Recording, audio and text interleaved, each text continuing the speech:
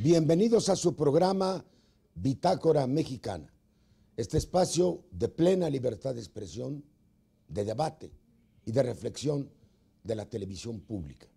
Su amigo Porfirio Muñoz Ledo. Hoy tenemos a discusión un tema vital para los mexicanos, del cual se deja de hablar por temporadas, pero cuando surgen las nuevas evidencias es verdaderamente estremecedor. La caída drástica, la caída en picada de los salarios en México. En este país el salario mínimo ha perdido 3/4 partes de su poder adquisitivo en menos de 30 años. Hay una leyenda muy conservadora, según la cual si hay menos salario, entonces hay más empleo, lo que es absolutamente falso. Es la vieja teoría de los burros y de los solotes, que no corresponde a ningún análisis de la realidad. Yo quiero presentar en primer término a don Saúl Escobar Toledo. Él es licenciado en Economía de la UNAM, ha sido diputado federal, secretario de la Comisión de Hacienda, subsecretario del Trabajo del Gobierno de la Ciudad. Es actualmente el secretario de Relaciones Internacionales del Partido de la Revolución Democrática. Él ha escrito y tiene una obra muy reciente sobre el seguro de desempleo en México. Él ha escrito sobre el fomento al empleo, la protección al trabajo y el tema de los salarios. Este es el último libro, opúsculo, publicado por la Fundación Alemana Friedrich Ebert sobre el seguro de desempleo en México. ¿Cuál es la realidad del salario en México, Saúl? Bueno, el salario mínimo es un salario que, como tú dijiste, se ha deprimido en los últimos 30 años permanentemente. Lo dramático es que las autoridades creen que el salario mínimo debe ser un indicador económico, pero la verdad es que hay millones de trabajadores que viven de un salario mínimo y entonces han sido condenados a la pobreza, han sido condenados a la falta de calidad de vida, porque ese salario mínimo ha venido disminuyendo constantemente. Esto es reflejo de una política laboral en donde se ha sacrificado el salario en aras supuestamente, ya no digamos del crecimiento, sino de la estabilidad económica. Se piensa que aumentar los salarios mínimos en un cierto grado puede afectar la estabilidad económica del país. Eso es un absurdo. La estabilidad macroeconómica que ellos le dicen, que es fundamentalmente los índices de inflación y la paridad cambiaria con el dólar. Pero la verdad es que en estos últimos años, pues como es patente para todos, no ha habido crecimiento, el crecimiento se ha estancado y la famosa estabilidad pues solo ha servido para algunos intereses de especuladores, de dueños de grandes fortunas financieras, pero desde luego no ha servido para el bienestar de los mexicanos. Si no hay salario, no hay mercado interno, por lo tanto no hay quien compre el producto mexicano. Entonces, todo el mercado nuestro está en el extranjero, el mercado de la mano de obra y el mercado de las mercancías y los servicios, ¿no? Así es una política muy perversa que ha castigado el consumo interno en aras de privilegiar la incorporación mediante el Tratado de Libre Comercio de América del Norte con Estados Unidos. Una gente de esas que van a los mítines, a la presentación de mi libro, se paró el otro día, creo que fue en Campeche, y me dijo, ¿y eso no es anticonstitucional, licenciado? ¿Qué no firmaron? ¿Qué nos juraron la Constitución? ¿Qué no dice la Constitución que el salario mínimo es aquel indispensable para la supervivencia de una familia y la educación de los hijos? Así lo dice la Constitución. Es una violación a la Constitución. Sí, el gobierno federal, particularmente el secretario del Trabajo y el presidente de la República, han estado violando sistemáticamente la ley. ¿Se podría hacer juicio político por eso? Sí, se puede, pero digamos que lo importante, además de ser el juicio político, es que paguen. Es hacer propuestas. Y ahí hay yo creo que en este momento se requiere de inmediato un aumento general de los salarios mínimos. Vamos a eso, emergente como en Brasil, en este momento. Como en el Ecuador. Yo quiero presentar al profesor Jeffrey Bortz. Él es doctor en Historia de la Universidad de California, Los Ángeles. Es actualmente profesor de Historia en el Appalachian State University en Carolina del Norte. Y ha sido coordinador del programa sobre México en la Universidad de California de Los Ángeles, cuando nos conocimos hace ya algunos años. Ahí aparece de repente tu voz en la memoria oral que me hicieron, aparece el joven profesor Bortz y me pregunta.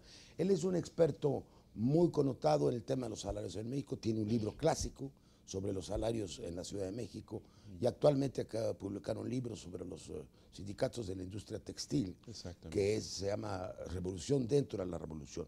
¿Por qué no nos cuentas la historia de los mangos? Me sorprendió hace 2 o 3 años que publicaste en una revista, creo que de la UAM, donde es profesor visitante, una historia. A ver, cuéntanos la historia de los mangos. Bueno, salí a la calle y en Carolina del Norte no hay mangos, entonces me encanta venir a México y comer mangos. Y compré 1 kilo de mangos en la calle y yo me di cuenta lo que yo pagué para ese kilo de mangos era por encima del salario mínimo. Entonces yo pensé, ¿por qué lo hacían la gente del salario mínimo? Si compran mangos, no comen otra cosa, no pagan renta, no se puede vestir. Y me indagué más y vi el problema histórico del salario, que históricamente en México el problema es que hay una gran oferta de mano de obra, hay mucha gente, y el sector moderno de la economía en México tradicionalmente es pequeña. Eso fue una de las causas de la Revolución Mexicana, porque aunque creció la economía, no absorbía la gente, el nivel de vida era muy bajo y había mucho descontento. Eso dio lugar a la revolución, y en la revolución dio lugar a gobiernos históricamente que ayudaban al salario. Y justamente el ayudar al salario ayudó al crecimiento económico del país, exactamente. Entonces, el argumento de que al bajar el salario aumenta el empleo es falso, porque es tanta la reserva de mano de obra. Del bajar el salario en México, lo que aumenta es la pobreza y solo la pobreza, y aumenta la exportación de gente hacia Estados Unidos. Entonces, realmente los periodos en donde aumentaron el salario en México son los periodos en los 20 y los 30 y en los 50 y los 60 y los 70, cuando intervino el gobierno para apoyar el salario, para apoyar las prestaciones y apoyar el crecimiento del mercado interno del país. Fue cuando México tuvo un cierto nivel de bienestar social. Exactamente. Y cuando no crecía todavía la economía informal. Exactamente. Porque la gente se va a vender cualquier chunche porque no gana salario.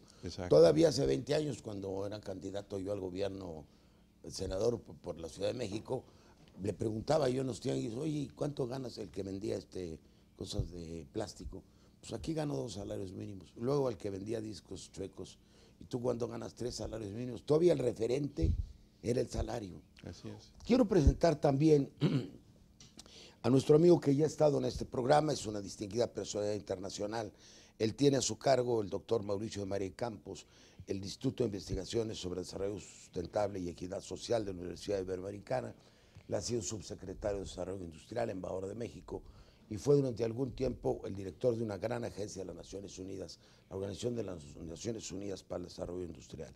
Tú te has estado asomando particularmente a la relación entre salario y empleo. ¿No es así, Mauricio?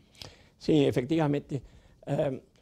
Yo quisiera aclarar primero que en realidad una parte importante de la población, como decía hace un momento Saúl, vive con ese salario mínimo de 58 pesos, o se pretende que viva con 58 pesos de salario mínimo, en un momento en que además los precios de los alimentos están incrementándose internacionalmente y están repercutiendo en mayor inflación, aunque maquillemos los índices de inflación en México para que no parezcan tan altos, pero que obviamente también hay una cantidad de gente que tiene, pues en estos momentos, 2, 3, 4, 5 salarios mínimos. Es decir, en la práctica... En la familia entera. En la familia entera y muchos más. Obviamente, cuando llegamos a los muy altos niveles de ingreso, tenemos uno de los índices, comparativamente hablando, más desiguales entre el salario mínimo y los salarios más altos de la población. Pero lo que es muy importante es que estos salarios se ha visto, pues, primero, deberían ser bastante más altos si tomáramos en cuenta lo que ha sido la pérdida del poder adquisitivo. ¿Qué pasa si se aumentara? Nosotros cuando comenzamos la corriente democrática, lo acabo de ver hace unos días, en una visión comparada en el tiempo de cuáles son las grandes propuestas que hicimos en 86, en 89, 92. Decíamos que debía llevarse en menos de 6 años al nivel del salario histórico más alto. Eso significaría que en un periodo de tiempo relativamente corto debería triplicarse el salario mínimo. Y no pasaría nada, porque el salario mínimo empuja a los demás, establece equidad también dentro del mundo asalariado. ¿No lo crees así? Sí, mira, 2 puntos que me gustaría destacar. A ver. El primero, se ha creado un observatorio sobre el salario en la Universidad Iberoamericana de Puebla. Hicieron comparaciones entre 9 países y además hicieron un análisis retrospectivo en el caso de México y de las experiencias que están teniendo en otros países. Y lo que se ve muy claramente es que el salario mínimo en estos momentos para recuperar el poder adquisitivo debía ser del orden de los 210, 220 pesos diarios. Ahora, si hablamos del salario mínimo constitucional, y tú sabes mucho de esto, incluimos una serie de conceptos adicionales, como puede ser, por ejemplo, los gastos necesarios de educación. Sí, la educación es gratuita, pero aún suponiendo que se obtiene educación gratuita, hay que gastar en uniforme, hay que gastar en útiles escolares, hay que hacer contribuciones a las escuelas.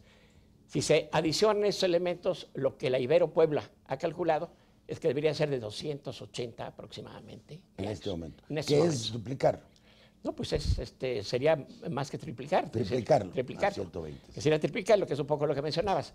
Ahora, el otro punto que vale la pena mencionar, y a lo mejor podemos hablar un poquito más de ello, es que hay países que han demostrado que, como el caso de Brasil, a eso vamos ahora, que en un periodo de 8 años, ¿verdad?, puede darse con una estrategia adecuada, una recuperación importante, no solamente del salario mínimo, sino del salario medio de la población, que permite incrementar considerablemente el mercado interno, aún generar empleos y al mismo tiempo vamos a este mejorar punto, el poder adquisitivo de los muy bien a la trabajadores. gente. Vamos a un segundo bloque.